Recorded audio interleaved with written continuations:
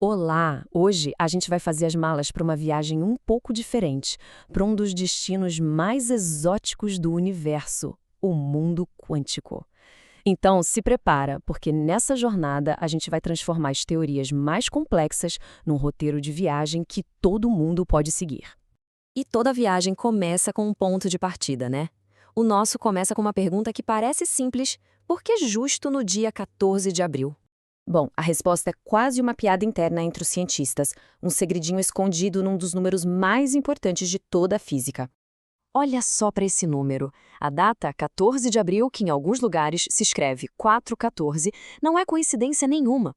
Ela espelha justamente os primeiros dígitos da constante de Planck, 4,14. É uma pequena homenagem, sabe? Uma lição de física escondida bem no meio do nosso calendário. Ok, agora que a gente já sabe o porquê do dia, vamos mergulhar na ciência que ele celebra. E para isso, a gente precisa começar pelo comecinho, pelo bloco fundamental de um computador quântico. E é aqui que a coisa fica interessante. Os computadores que a gente usa todo santo dia, eles pensam em bits. Pensa num interruptor de luz, ou tá ligado, que é um 1, ou tá desligado, que é o 0. Simples assim. Agora, os computadores quânticos usam qubits. E um qubit é mais parecido com um dimmer, aquele botão que controla a intensidade da luz. Ele pode estar totalmente ligado, totalmente desligado ou em qualquer ponto no meio do caminho. Essa habilidade de existir em vários estados ao mesmo tempo tem um nome: superposição. E esse é o verdadeiro superpoder que permite aos computadores quânticos explorar milhões de possibilidades de uma vez só. É algo que um computador normal levaria, sei lá, séculos para fazer. Para ajudar a gente a visualizar esse conceito, que é bem abstrato, os cientistas usam a esfera de Bloch. Imagina um globo terrestre, onde cada ponto da superfície representa um estado possível do qubit. O mais legal é que o Google até usou essa esfera num doodle um tempo atrás para tentar deixar essa ideia um pouquinho mais concreta para todo mundo ver. Tá bom, mas na prática, com esse tipo novo de computação superpoderosa, que tipo de problema a gente conseguiria resolver de verdade? As aplicações, olha, podem transformar o mundo. Pensa só, acelerar a criação de novos remédios porque a gente conseguiria simular moléculas com uma precisão que hoje é impossível. Ou então, projetar materiais super eficientes para ajudar a combater as mudanças climáticas. São esses os problemas gigantescos que a computação quântica promete encarar. Mas, claro, construir essas máquinas é um dos maiores desafios de engenharia que existem hoje em dia. E o motivo principal é um obstáculo danado. O grande vilão dessa história se chama decoerência. Para entender, imagina que você está tentando ouvir um sussurro no meio de um show de rock. É impossível, né? O barulho ao redor simplesmente engole a informação. É mais ou menos isso que acontece com os qubits. A menor vibração, a menor mudança de temperatura e pronto, eles esquecem o estado quântico em que estavam. É por isso que equipes no Google e em vários outros lugares do mundo estão numa corrida para criar um ambiente mais silencioso e estável possível para eles funcionarem.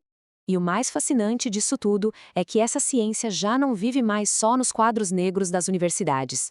Hoje, já dá para visitar os lugares onde tudo isso está, de fato, acontecendo. Nossa primeira parada, então, tinha que ser no laboratório de física de partículas mais famoso do mundo, né? O CERN virou uma atração turística de verdade. Lá tem exposições super interativas, jogos e até uma coisa chamada karaokê quântico.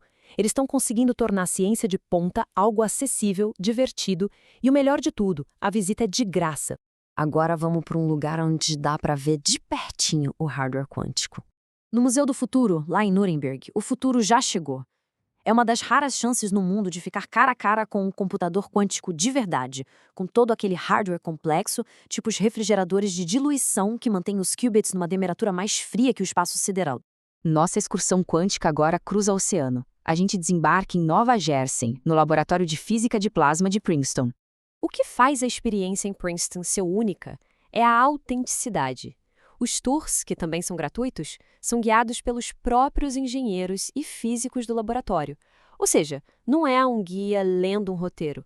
É uma conversa direto da fonte com as pessoas que estão literalmente construindo o futuro da fusão nuclear. Então, o ponto central aqui é que esse campo da ciência, que sempre pareceu tão impenetrável, está começando a abrir as portas para o mundo.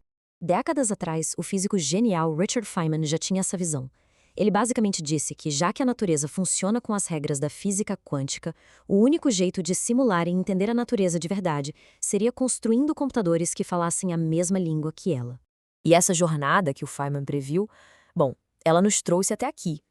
Há um ponto em que as maiores perguntas da ciência têm lugares físicos, reais, que a gente pode visitar e conhecer. Isso nos leva ao nosso destino final. O que antes era só uma teoria num quadro negro, agora tem endereço, tem CEP. As questões mais profundas da ciência não são mais só ideias abstratas, viraram pontos turísticos. E isso deixa no ar uma última pergunta. Com tantos lugares incríveis para conhecer, qual seria o primeiro da lista?